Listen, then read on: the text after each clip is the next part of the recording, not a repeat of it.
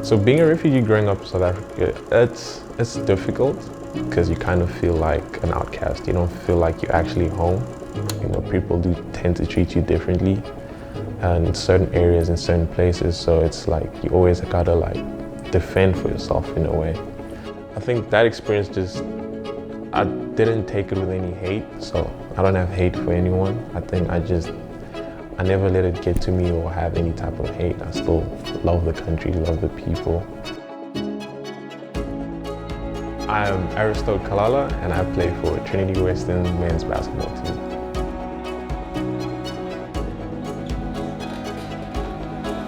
Despite not growing up in Congo, I still find it as like, that is my home. I think it's still a big part of my identity because that's my parents' identity. I was born in Lubumbashi, then left Congo, I think around 2004 due to the war crisis. So my parents wanted a better place for me and my brother.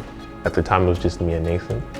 So we moved to South Africa as refugees because my parents just wanted a better life for their kids.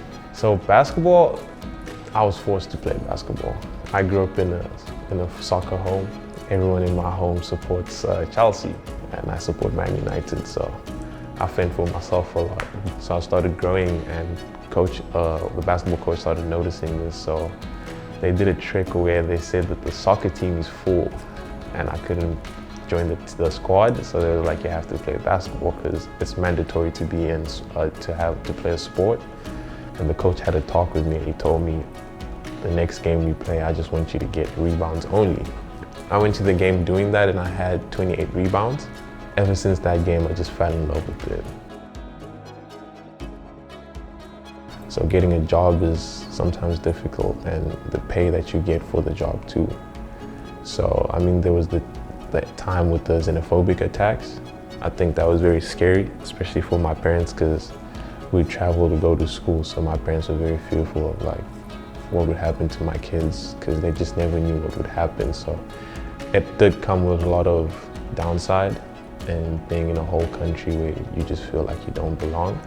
I think they are amazing people. It's an amazing country because at the end of the day, the country did take me in and allowed me to do my pre-primary and high school and graduate with a high school diploma. So for me, it's still home regardless of all that happened because I feel like there's a bad side to every country.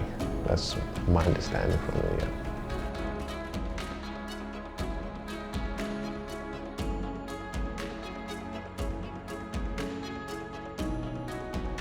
When I started playing a lot, I played with two guys, Alex and Vic. They're much older than me, but they just knew that I had the potential to play outside of South Africa. So they always encouraged me to play and would take videos of me playing sometimes. And one day I just get a call from Alex and he's like, there's someone you need to meet and you might possibly go to the NBA Academy. After meeting the person, and next thing I know, within a month, I'm going to the NBA Academy. The NBA Academy was a fun experience, but also very difficult. I think being away from home for the first time, it was really hard. And also just being around other athletes, like everyone around you is really amazing at the sport. I feel like everyone around me was probably better than me. So it was a matter of me every day getting on the basketball court. I had to show the coaches at the academy on why I deserve to be there because I was much older.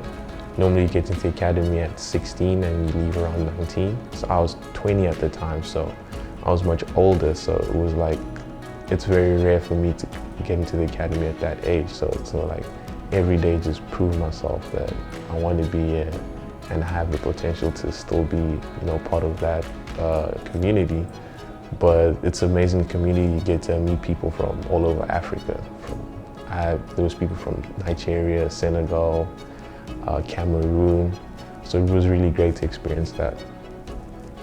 I can start by saying, when someone asks me why do I think God is real, I tell them about my journey on how I landed at Trinity Western. Because coming to Trinity, I explained to Coach Trev that I can't afford anything at the moment because back home, my parents are refugees, so we don't make that much money and the currency exchange is just way too much.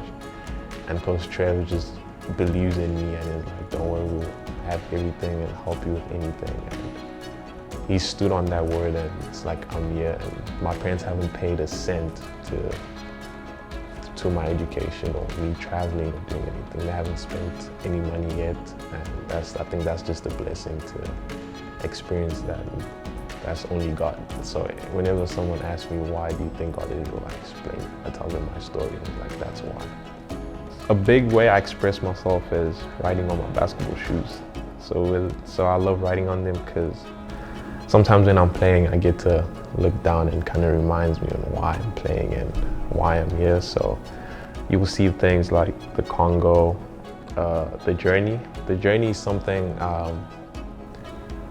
similar to trust the process, but I call mine the journey because of just how random and my life is just up and down. It's just random things do happen, and it's just blessings. For example, so it's something me and my dad came up with the journey because he would call me sometimes and he just reminds me about the whole journey and tells me that one thing God is teaching me is take things step by step, because that's really how everything just unfolds. So he told me it's a journey, and you just never know what's gonna come.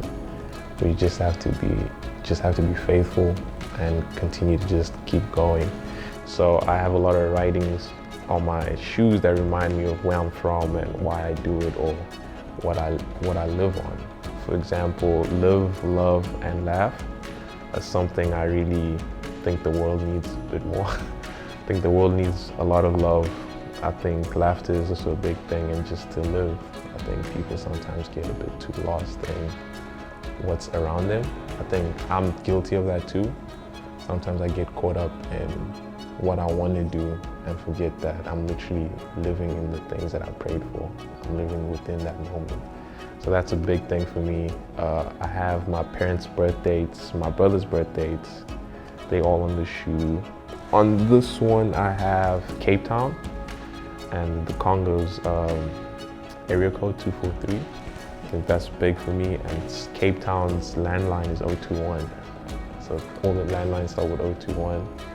Then 872 it's actually going to be a clothing brand, but 872 is the birth months of my family. So Ken is in August, Nathan's July, and both my parents are in February. So 872 is a very important number to me.